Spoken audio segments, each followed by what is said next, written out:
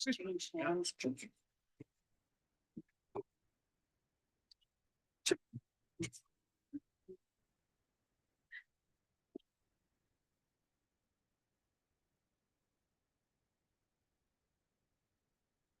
Sure. Yeah, I just was reading. Then you would have turned the second.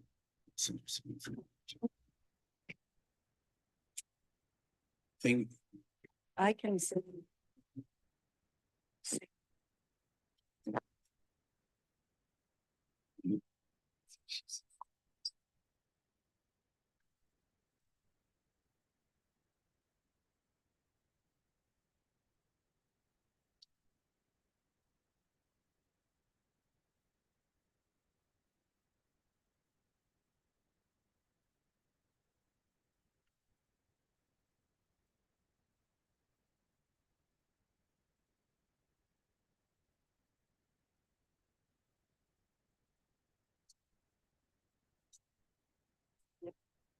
One, two, three. 1, 2, 3. So.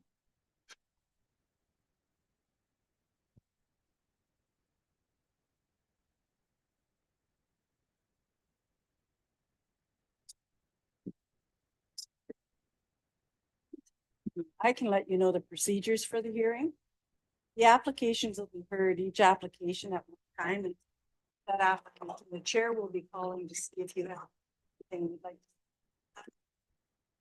Once they're finished, that you're listed in, you're free to leave. You can stay, but you're also free to leave while the rest are going.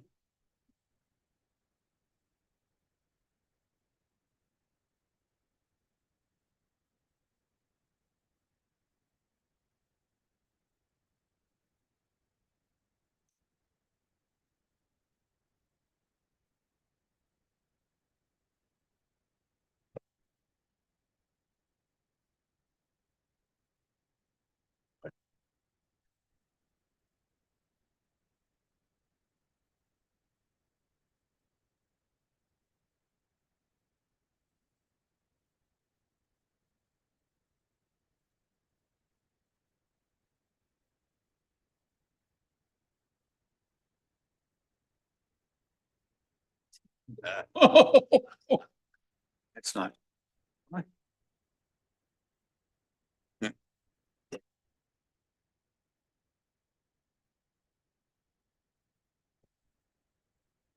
Experience.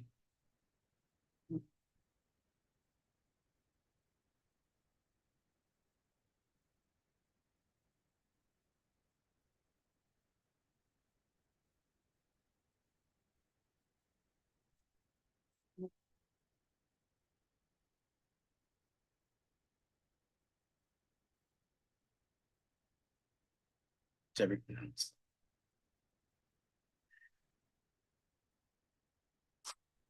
Want me to text him?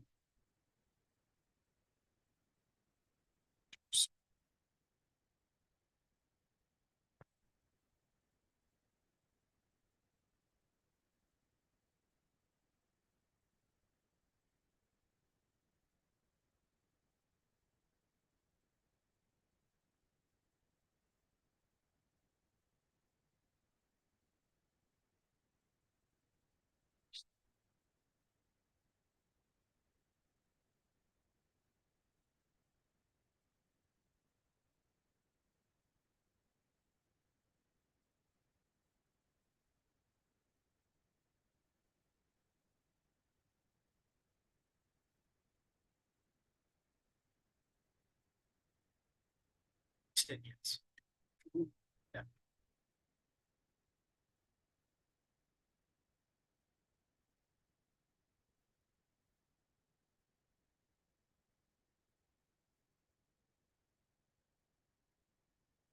Drink.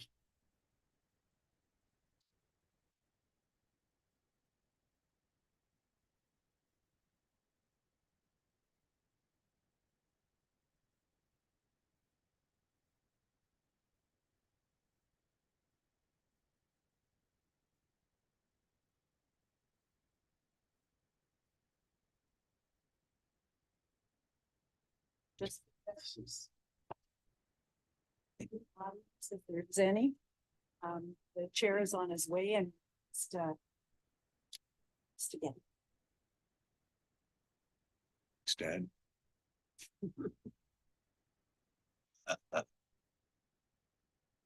Live.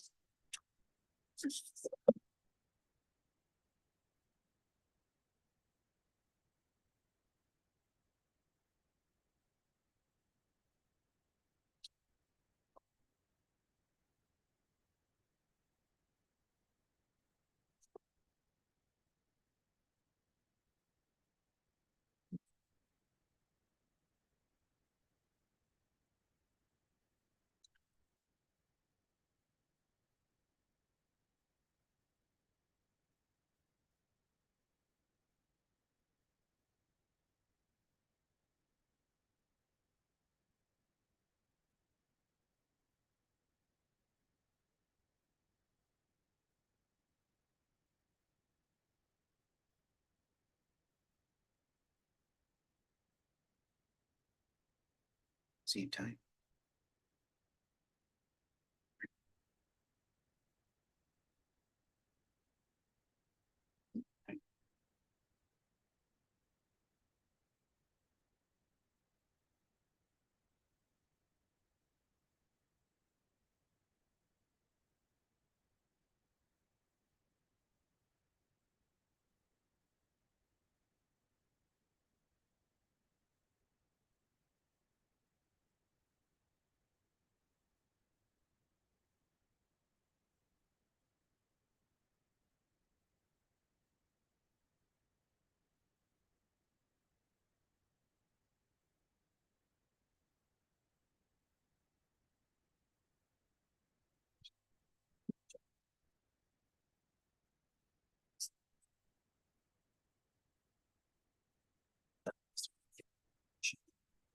She's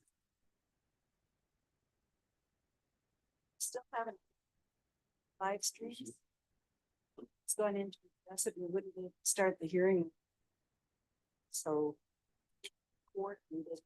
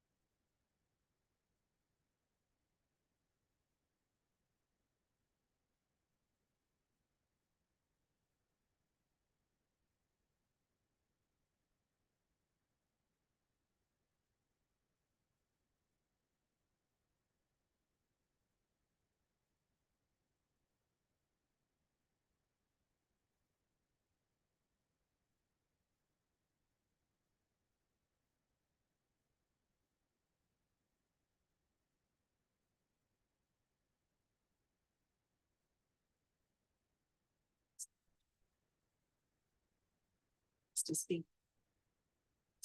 Stand up.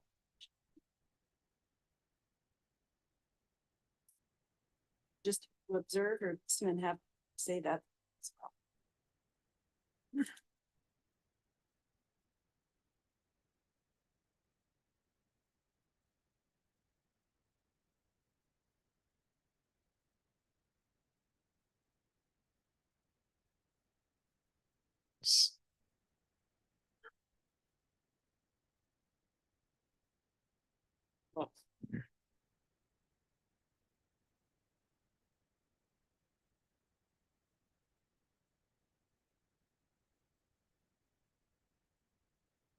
Apologies. That's stuck like that's right.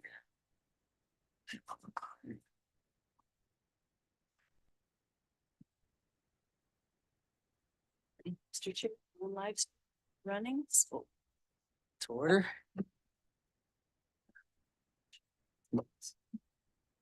yes. We have a motion for the move the minutes of the last meeting. First by Mr. Greco, second by Mr. Rossi, all in favor? Mr. Chair, I'll open with the land acknowledgement. I acknowledge with respect that we're in Robinson Huron Treaty Territory, that the land on which we are gathered is the traditional territory of the Anishinaabe and known as Bawating. Bawating is the home of Garden River First Nation, Batchewana First Nation, and the historic Sault Ste. Marie Métis Council. Mr. Chair, I bring your attention to disclosure of pecuniary interest. I've had no disclosure from other members. However, Mr. Chair, I'll report to the committee that after the conclusion of our last hearing, it became apparent to the chair that he had a pecuniary interest in one of the applications, being application A824, 439 Great Northern Road. It's his responsibility to declare at the next meeting, which is being done today. The committee has options to uphold the decision that was made, and it was approval, quash the decision, or retry the application if they feel that the chair's declaration would make a difference or could impact that decision. I'd like to report that the chair did not speak to that application in any way. The application was approved by a majority. Everyone approved the application, including the chair, but they even had the chair declared a pecuniary interest and stepped out of it. The application still would have gone forward. It's for the committee to decide whether we'll let that decision stand or do you need to rehear the application? And I'll need a motion from someone with what you want to do. All motion. Standing.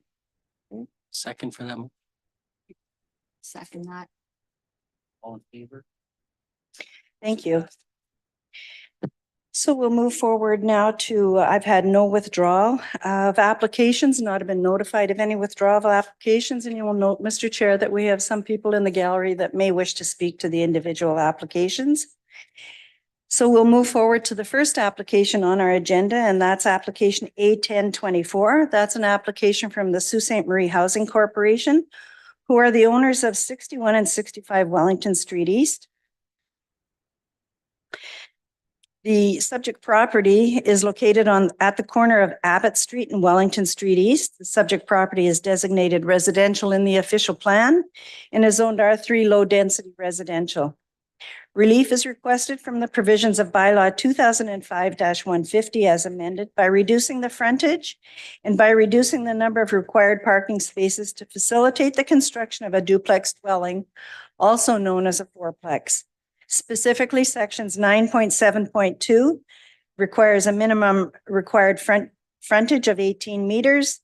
The applicant seeks to reduce the required frontage to 15.5 meters, which is their frontage of the existing parcel. Also, section 5.7 says a minimum required parking spaces are 1.25 spaces per unit or 5 spaces. The applicant seeks to reduce the required parking spaces to 0.5 spaces per unit, which would be 2 parking spaces. Notice of public hearing was sent by personal mail to neighboring properties by posting a sign on site and by posting on the city website. Technical review of the application to circulated departments and agencies. As part of this application review, this proposal was circulated to the following internal departments and external agencies for their review: the Building Division, Engineering Department, Fire Services, Legal Department, Planning Division, PUC Distribution Inc., and Public Utilities Commission and Public Works had no comments or objections to the application. The Conservation Authority did not comment. Public Works staff advised that the winter parking prohibition will be enforced, as well as the streets bylaws should vehicles be on the road and over the sidewalk. Staff comments and recommendations. The Secretary, I would like to advise that the subject properties were consolidated on March 1st, 2024. The municipal address of the consolidated property is 61 Wellington Street East. And although the application went out at 61 and 65 Wellington East, now that the properties have merged, their one civic address being 61 Wellington Street East. There's been no response from circulated property owners, and there are no objections from staff or outside agencies. And those are my submissions, Mr. Chair. And there may be, as I said, persons in the gallery that wish to speak to the application. Thank you, Ms. Kelly. Is there anybody in the gallery who wishes to speak to this application, address the committee? Yes? No comments? Comments from the applicants? Doesn't appear that there's anybody else commenting on the application. Looks like a simple application. Are there any comments from committee members? Okay, closing the floor on that discussion then. Can we have a motion for or against the application, please? Mr. Greco, for the application to pass. We have a second of that motion. Second. Okay, all in favor of that, motion's passed.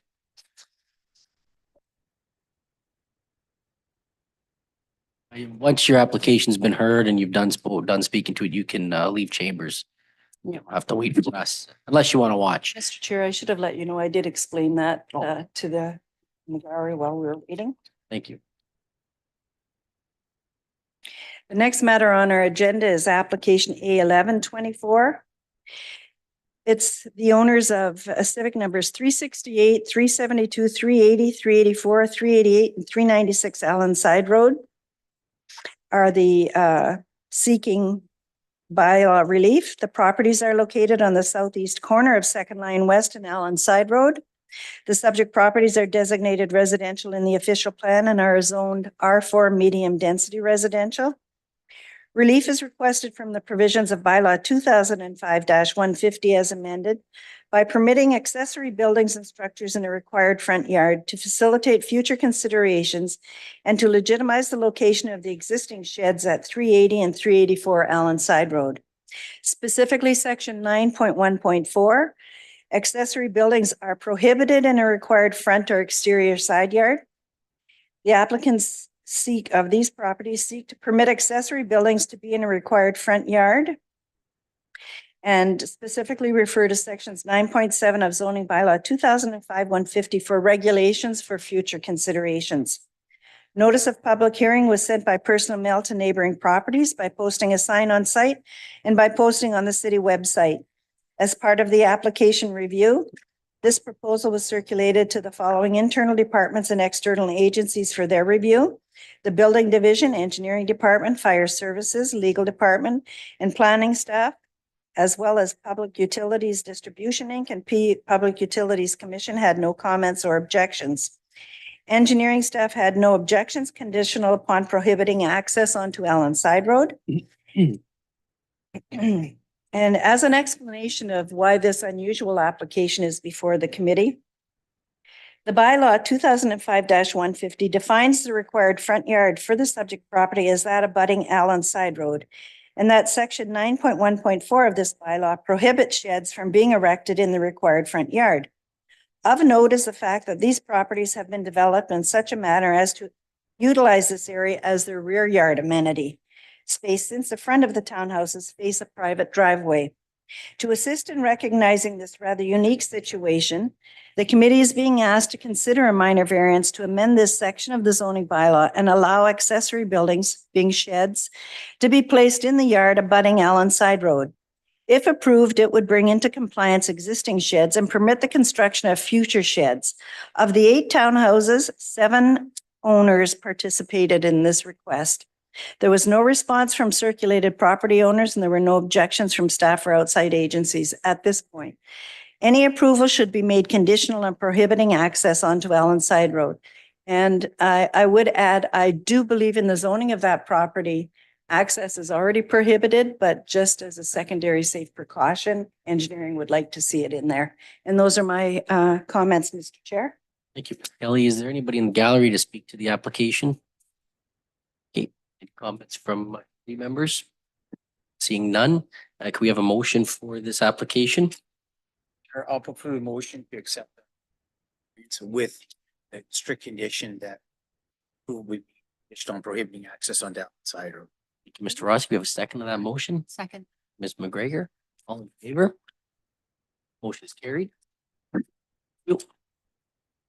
Moving on to our third application under tab 3 is application B324, excuse me.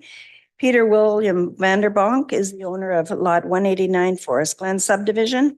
It's municipally identified as 548 McNabb Street. It is located on the north side of McNabb Street between Pentagon Boulevard and Lake Street.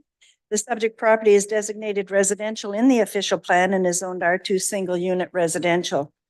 The applicant is seeking the committee's consent to sever an easterly strip of property and convey it as a lot addition to the easterly abutting property being 554 McNabb Street. Proposed lot configuration would be 0.318 meters being by a depth of 18.054 meters, having an area of 4.84 square meters would be conveyed to the abutting property. The applicant would retain 18.915 meters by a depth of 38.10 meters, having an area of 727.72 square meters. The intent of the application is to rectify the existing carport encroachment from 554 McNabb Street onto 548 McNabb Street. Notice of public hearing was sent by personal mail to neighboring properties by posting a sign on site and by posting on the city's website. As part of the application review, this proposal was circulated to the following internal departments and external agencies for their review: the Building Division, Engineering Department, Fire Services, Legal Department, Planning, PUC Distribution Inc., and Public Utilities Commission had no comment or objections. Staff recommended conditions of any approval are: provide a transfer deed of land for certificate of official, provide certificate official application fee, provide reference plan, provide PIN abstract and PIN map, minor variance application approval where required, discharge of charge or mortgage, partial discharge of charge of mortgage, and payment of taxes. And those are my submissions, Mr. Chair. Ms. Kelly, do we have any comments from anybody in the gallery? None. Seeing no comments in the gallery, do we have any comments from committee members? No comments, questions? Okay. Can we have a motion? Somebody. Mr. Rooney. Based on. Noted. Hey, we have a second, Mr. Rossi, all in favor? Motion is passed. Mr. Chair, if I could just explain, those conditions that I pointed out will be added to the approval. There will be instances where that specific condition won't be necessary, for example, the minor variance, but they're in there so that the final survey that comes to me, if it shows that there isn't one, that condition then becomes null and void. Similarly, for charge or discharge of mortgage or any charges on the property, if there is none, it won't require a partial discharge. So the conditions are there because I don't know those situations until the plan is done and the abstract is presented to me. And that's it. If there's no other applications on the agenda, Mr. Chair, so if we could have a motion to adjourn. Greco, second motion, somebody? Favor? Meeting is adjourned. Thank you. Ms. Kelly, thank you, everybody. Apologize for my tardiness. Until.